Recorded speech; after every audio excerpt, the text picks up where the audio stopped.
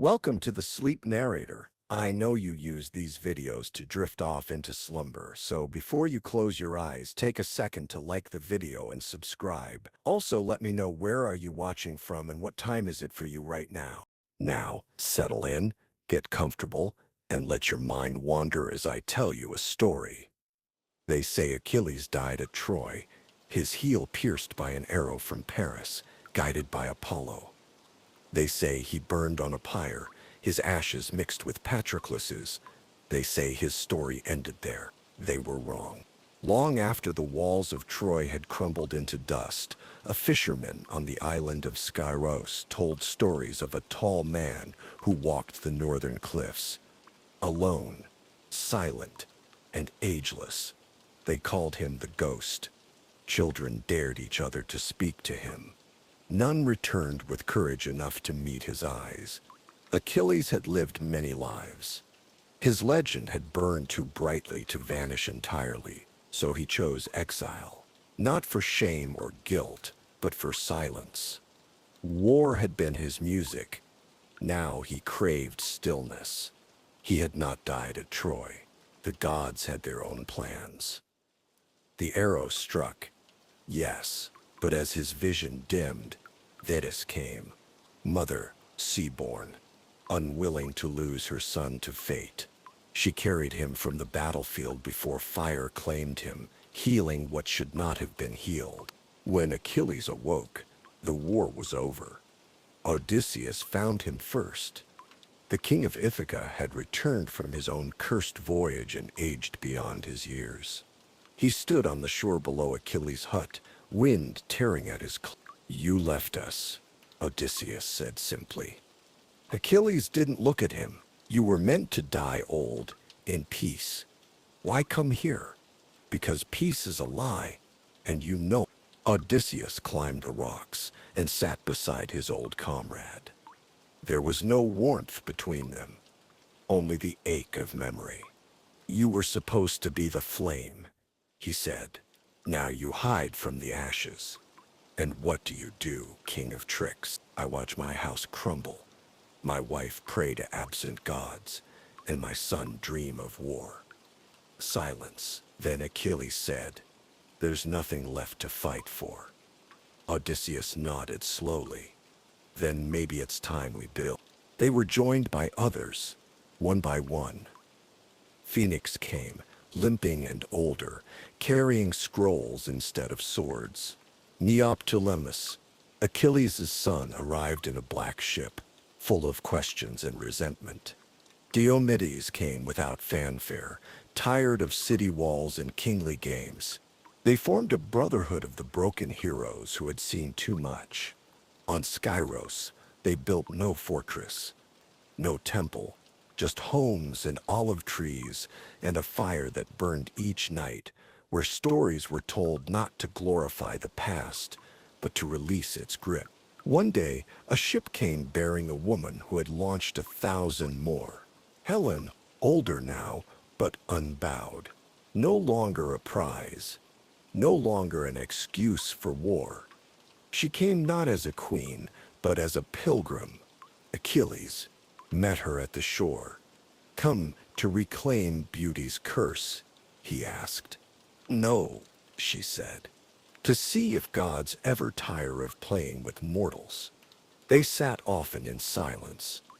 He found in her the same weight he carried, a soul pulled through too many legends.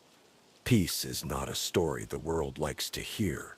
Word spread of the island of heroes, of Achilles alive, of Helen walking among mortals. Men came, not with gifts, but with spears. New kings, hungry for old glory. They landed on Skyros, demanding tribute, demanding allegiance. They found a beach lined not with soldiers but with old men, and one immortal. Achilles stood barefoot in the sand. "We do not serve legends anymore, but legends never ask. They take." So Achilles fought again, but not in rage. Not for pride. He fought to protect the silence he had found. One night, after the battle, Helen sat beside Achilles. He was wounded, not by spear but by time. Even immortality has seams. "Will you die now?" she asked. "Maybe," he said. "Do you want to?" He thought long. "Only if it means the story ends." She reached for his hand. "Then let's not end it. Let's change it." Years passed. The world forgot Skyros. But sometimes, sailors spoke of an island where old gods walked in human form, where a man with eyes like storm clouds taught children to fish, where a woman with the bearing of a queen told stories by firelight.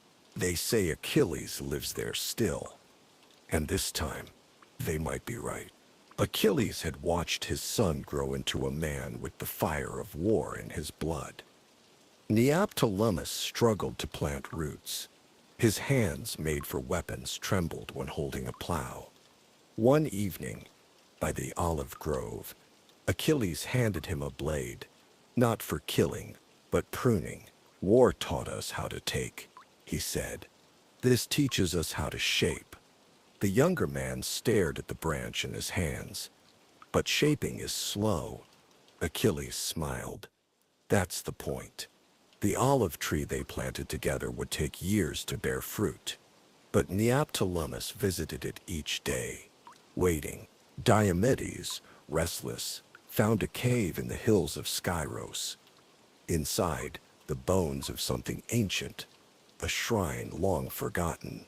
He spent weeks exploring it, mapping its tunnels, unearthing symbols of gods not spoken of in centuries. "You dig to forget," Phoenix told him. Diomedes shrugged. Maybe to remember something different." He began carving new runes into the walls. Stories of peace, not conquest. A reverse Iliad, written in stone. When children played there years later, they believed it was a temple of hope. They never knew the man who built it had once torn cities down. Phoenix, tutor and father figure, spent his days transcribing their memories, not for glory, but for honesty. "They will tell our tales regardless," he told Achilles. "Better they hear the truth." He wrote of their failures, their doubts, the quiet mornings and aching knees. He described the way Achilles hummed when cooking fish, the way Helen sat by the fire with her eyes half closed and thought. He titled it, "The Life After Legend." One dusk, Thetis returned. The sea parted, and she emerged, not young and radiant, but weary. She brought no warnings, only a pearl. "Swallow this when you wish to forget," she said to Achilles. He held it in his palm. "Do you want me to forget you? I want you to choose." He kept it in a box, unopened. Some nights he stared at it. Some mornings he forgot it existed. Memory, he realized, was not always a burden. Sometimes it was a thread that held him together. It came at twilight. Achilles had just lit the fire. The wind stilled. The olive trees stood like statues. And then the sky cracked. Not with thunder, but with silence. A figure stepped from the shadow of the sea. Not Thetis, not mortal. Cloaked in moonlight, with a face both familiar and forgotten. "Who are you?" Achilles asked, standing. "I am what you left behind," the figure said. The fire flickered blue. Achilles could not move. In the stranger's eyes, he saw Troy, not burning, but whole. Patroclus, alive, laughing. Hector smiling as he trained young boys in the spear. Paris, walking through gardens, not war. It was not memory. It was possibility. "Why show me this?" Achilles whispered. "Because stories can still change, even yours." And then the figure vanished. Achilles stood alone again, but not unchanged. That night, he did not dream of war. He dreamed of Troy rebuilt. The next morning, Achilles began to dig. Not a grave, not a trench, but a garden. He cleared a patch of land near the sea, where the wind smelled like salt and old memory. He planted herbs Patroclus used to cook with. Lavender, thyme, wild mint. Every root a remembrance. Helen watched from the hill.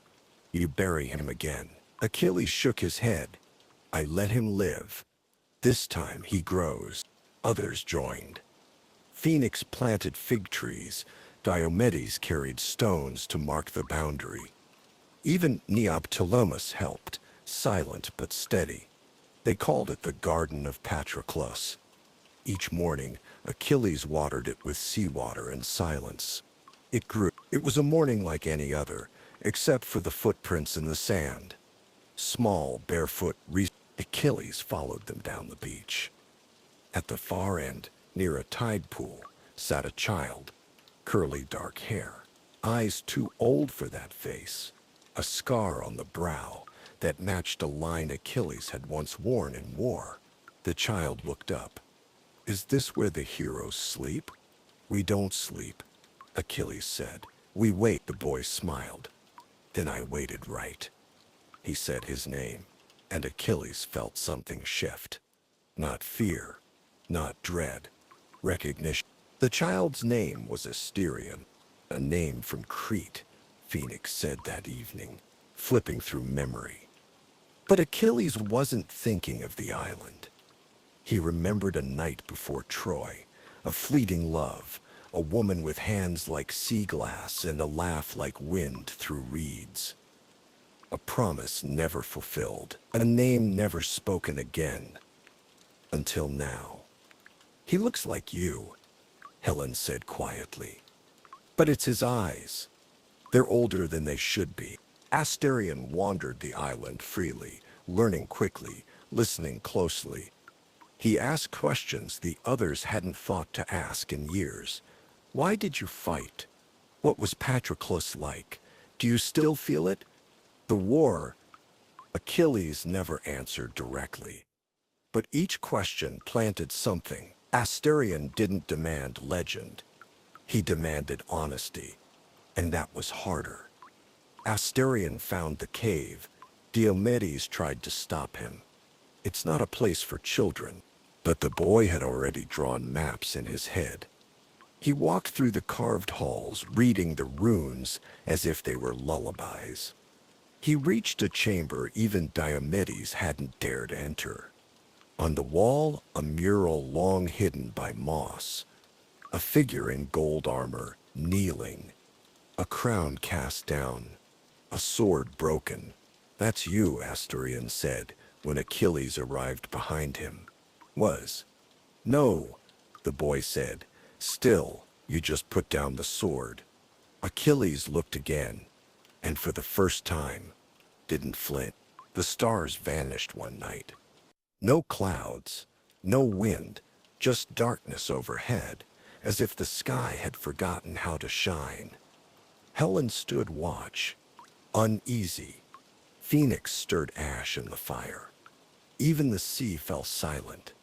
This is how it starts, Odysseus muttered. Something stirs, something ancient.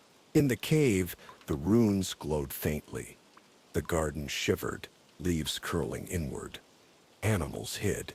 Asterion slept without dreaming. Achilles did not sleep at all. He sat by the sea until dawn, waiting for a sign. None came, only the weight, the feeling that a thread had been pulled, and whatever had been resting was waking. It began with a whisper in the waves. Not a sound, but a sensation, salt air thick with meaning. Achilles walked the beach alone. The tide drew patterns not even Phoenix could read. Symbols, spirals, echoes of language older than Olympus. Then he saw it. A shell, black as obsidian, pulsing faintly. He picked it up, held it to his ear. No words, only a heartbeat, not his own. That night, the fire turned green. The trees leaned away from the wind, and Achilles spoke a single sentence aloud. They are calling me. Helen. listening from the doorway, did not ask who they were. She already knew. The next morning, the gods did not descend from the sky or erupt from the earth. Instead, the world simply changed its rhythm. Food spoiled. The garden bloomed too quickly, then wilted. Children woke screaming. Even Asterion became withdrawn, sketching things he couldn't explain. Towers crumbling, oceans rising, wolves with eyes of fire. Achilles walked the island each day, searching for something he couldn't name. He did not speak, not even to Helen. It was Phoenix who finally said, "They want you to break the quiet." Achilles stared at the horizon. "If I speak, I open the door." "Then don't," said Odysseus. "But the gods are loud. Sooner or later, you'll have to outshout them." From the north came a visitor with no boat. He arrived barefoot, bow in hand, eyes like polished bronze, taller than any man, yet moving with the stillness of a shadow. "Who are you?" asked Diomedes. The figure smiled. "I was once the arrow, now I carry it." He placed the bow at Achilles' feet. It was Philoctetes, long thought lost. "You will need this," the stranger said. Achilles touched it, and for the first time in decades, felt the sting of prophecy. Asterion watched from a distance. The bow frightened him, not because of what it could do, but because of who it might awaken. Achilles turned away. But he did not walk far. That night, Asterion dreamt of fire that did not burn. He stood in a marble hall without doors, the floor etched with names he couldn't read. A voice whispered, not in warning, but in welcome. "You are the thread between two worlds." He turned and saw a woman with eyes like silver tides and hair that moved like water. "You are not meant to fight," she said, "but you must choose who does." He awoke just before dawn. Achilles sat nearby, sharpening the old spear. Asterion looked at him differently now. "If they come," the boy asked, "will you stop them?" Achilles didn't look up. "No, I will stand still. And if they move past me, then the world will answer." The wind changed. Ships were spotted on the horizon, black sails, unfamiliar crests, not Greek, not Trojan, new kings with old hunger. Rumors of an island of heroes had reached places even Olympus had forgotten. Diomedes stood on the cliff's edge. "We can't fight them, not like before." "We don't," said Odysseus. "We show them something better." "And if they don't care for better?" Odysseus glanced toward the garden, where Asterion knelt beside the figs. "Then let them meet what comes after heroes." Phoenix unrolled a scroll. On it a single phrase in red ink: "The gods have no dominion over those who write their own ending." At sunset, the sea parted. Not a storm, not a wave, a procession. Figures cloaked in white and gold, faceless, radiant, unhurried. They walked across the water as if it were earth. The gods had come. The island held its breath. Helen stood with sword in hand, not to fight, but to remind them she remembered. Asterion gripped Achilles' hand. The old warrior looked smaller than he had ever seemed. From the water stepped Apollo, his face wrapped in light. "You are an echo," he said to Achilles, "and echoes fade." Achilles did not bow. "Then let me choose the silence." Apollo raised a hand. Asterion stepped between them. "Enough." And the sea stilled again. The gods did not rage. They did not threaten. They offered. "Return with us," said Hera, her voice like stone in rain. "Become memory. Ascend as myth. We will place you among the stars. You will never fade." Achilles said nothing. Then Athena stepped forward. "Or remain here, mortal, forgotten. Let the world rot into silence without your fire. Achilles looked at Asterion. The boy was not afraid. He is the fire now, Achilles said. The gods fell silent. Poseidon narrowed his eyes. Then give him to us. Achilles took one step forward. He chooses. Not you. Not me. Asterion did not flinch. I stay. Thunder cracked, but no storm came. The gods left with the tide. No fury, no promise, just absence. That night, Achilles stood in the garden. Helen joined him. You defied them again. No, he said. I just stopped answering. He looked at his hands. They had begun to age. I think, he said, I'm finally becoming real. She smiled. Then maybe now we can begin. The wind moved gently through the trees. The stars returned. Asterion slept soundly for the first time in days. And Achilles, the man who had once burned with war, lay down beside the herbs and closed his eyes. For once he did not dream of gods. He dreamt of harvest. The island had long been a sanctuary, a grave, a myth. Now, it became something else. Under Asterion's watch, the garden grew into a grove. New trees were planted. A school was built from stone and driftwood. The cave that once held ancient war runes became a library. Phoenix helped translate old texts. Diomedes trained children, not in killing, but in patience. Helen taught them to speak without fear. Achilles watched, often quiet, sometimes smiling. He said little now, but when he spoke, they listened. And when Asterion asked if the world would come again with swords, Achilles only said, then we'll plant something stronger. While clearing stones for a path, Asterion uncovered a slab of marble etched with a single rune.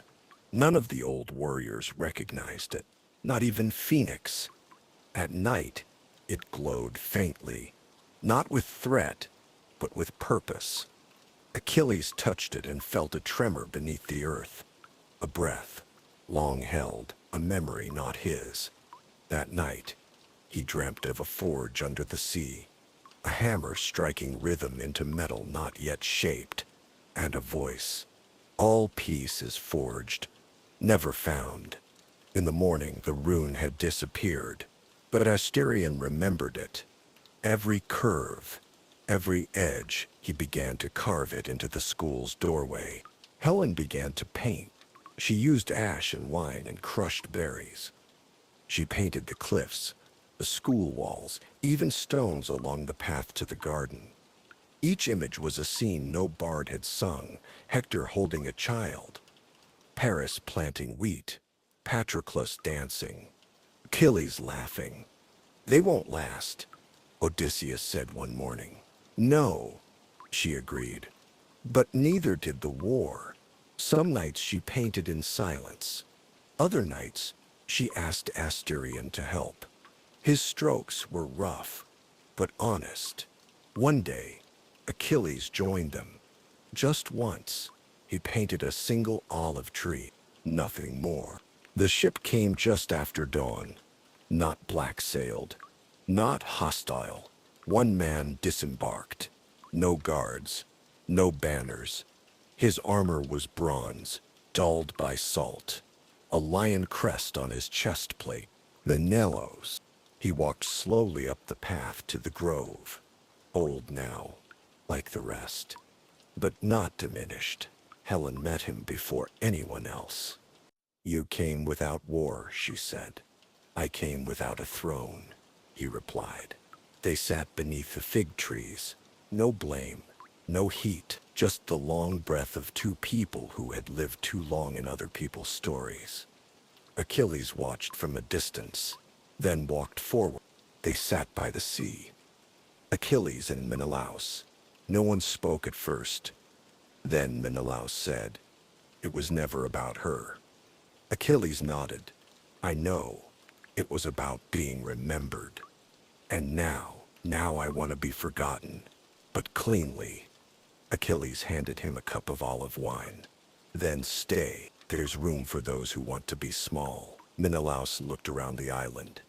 Children laughing, Helen smiling, Asterion drawing symbols in the dirt. This place doesn't feel like a myth. It isn't, Achilles said. It's what happens after. And the king who once launched 1,000 ships said, then maybe I'll plant something. One morning, the tide delivered something unusual.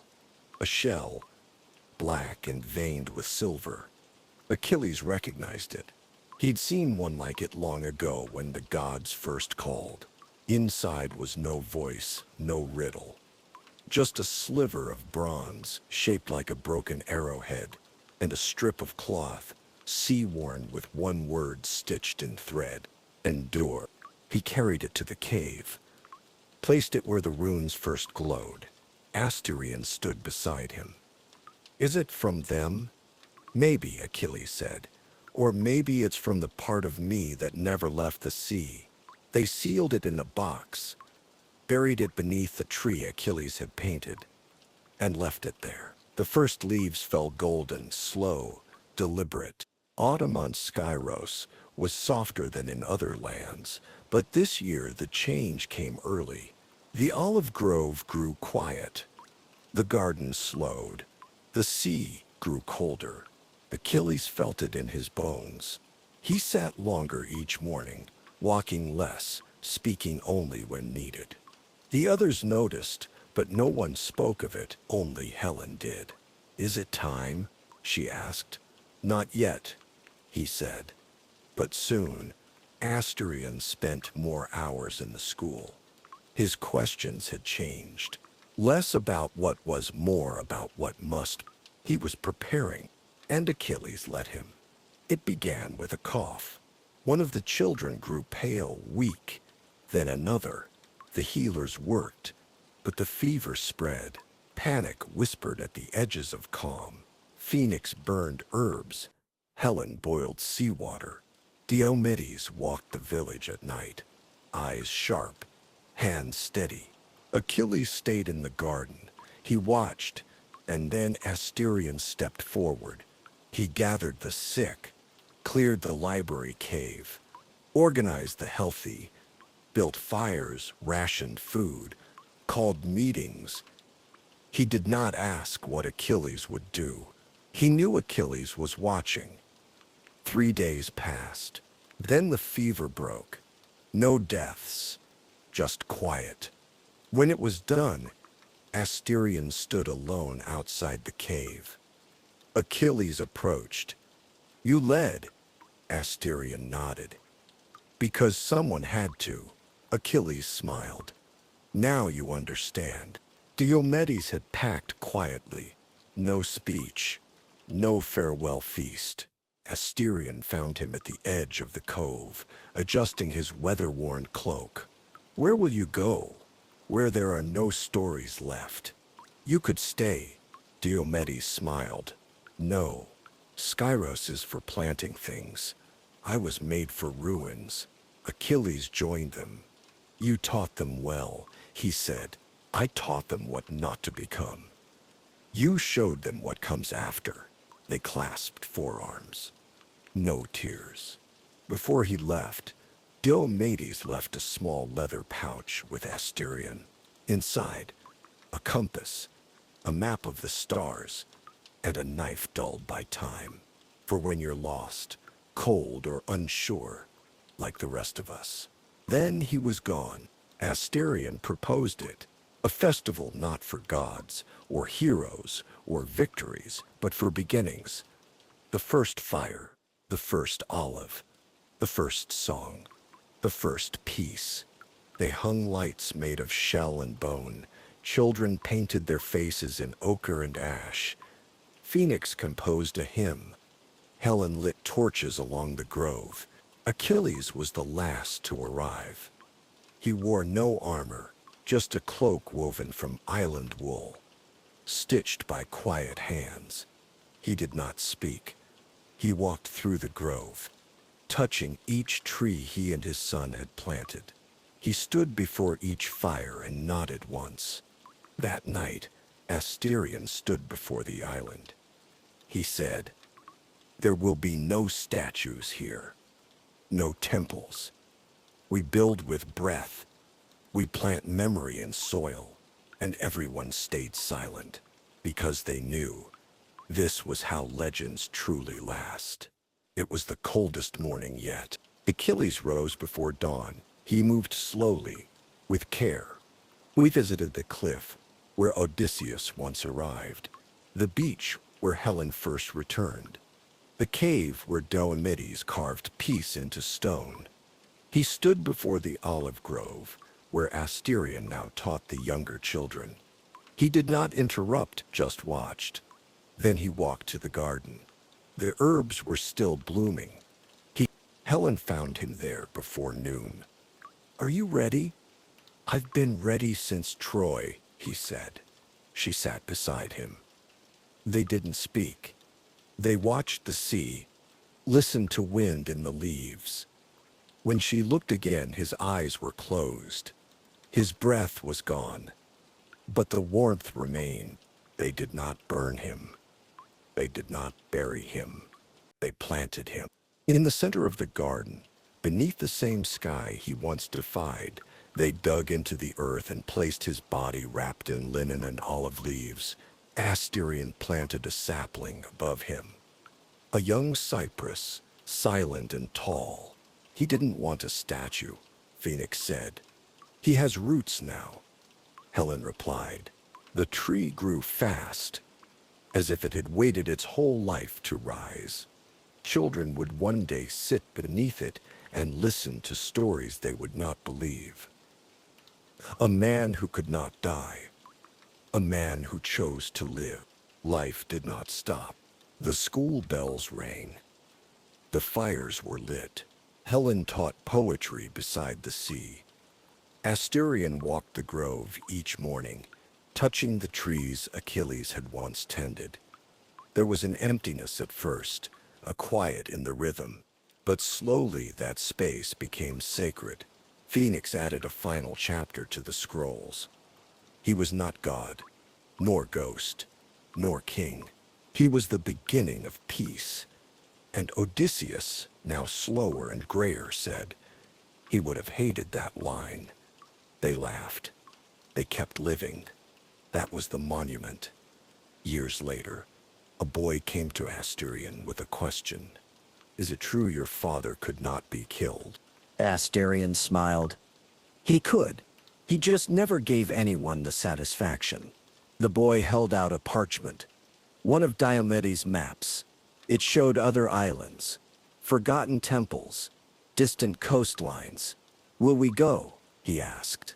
Asterion looked toward the cypress tree. "We might, but first we finish planting."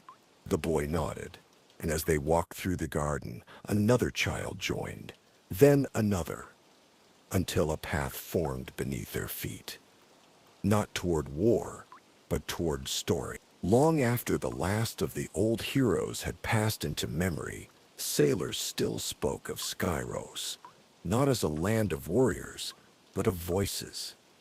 When the sea was calm, they said you could hear him, a whisper in the tide, a name in the waves, not shouted in glory, but spoken softly, like a friend returning home.